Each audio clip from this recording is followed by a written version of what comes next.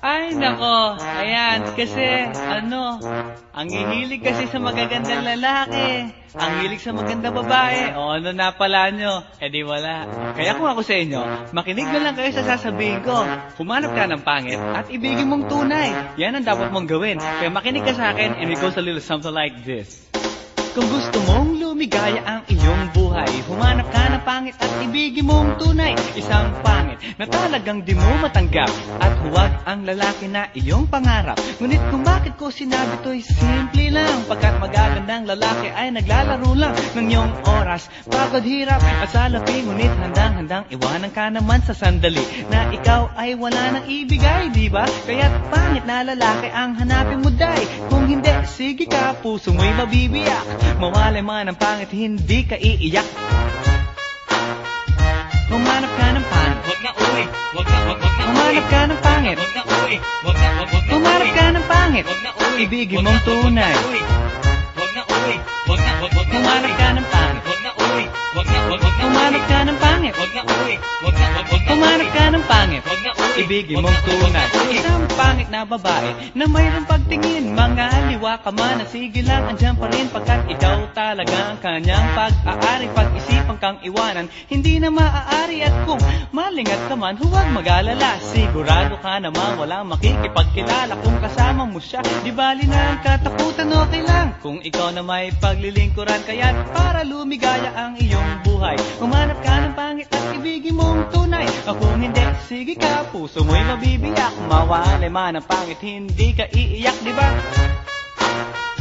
Humanap ka ng pangit. Wag na uy, wag na Humanap ka ng pangit. Wag na uy, wag na Humanap ka ng pangit. Wag na uy, Ibigin mong tunay.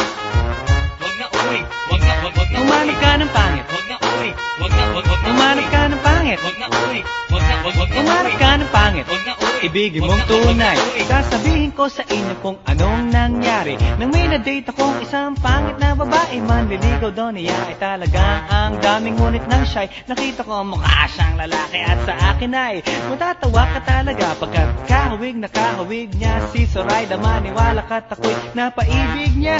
Bakit? Eh kasi ang bait-bait niya. Lahat ng aking hilingin di tumatanggi, palagi siyang nakahalik sa aking pisngi. Ako'y shock. Ha! Araw-araw na tuwing kasama ko siya, gusto ko sumigaw, gusto ko iwanan siya, ngunit ako'y nag-isip, ito ba'y totoo o isang panaginip? Di siya maganda, ngunit ako'y kanyang hari. Iyan ba dahilan kaya't kasama mo palagi? Sabihin man nila na ako'y mangmang, para sa aking kagandahan ay hanggang balat lamang, at sa inyo mayroon akong ibubulong. Second anniversary na namin to, chong. Kaya't para lumigaya ang iyong buhay, humanap ka ng pangit at ibigin mong tunay.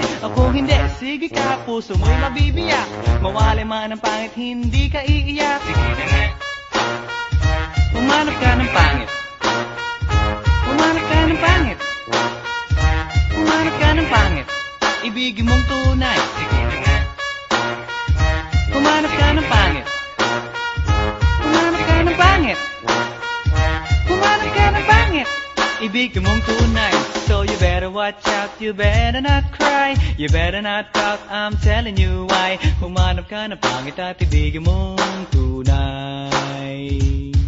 Cause the girls and the guys, they tell you all lies. You have to find out who's naughty, who's nice.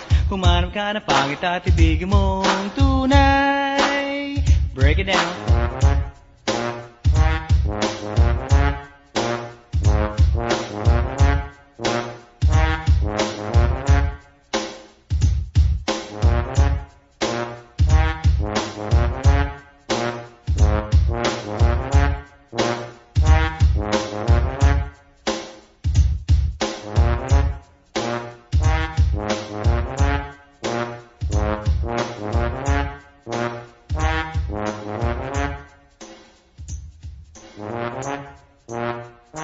Wow.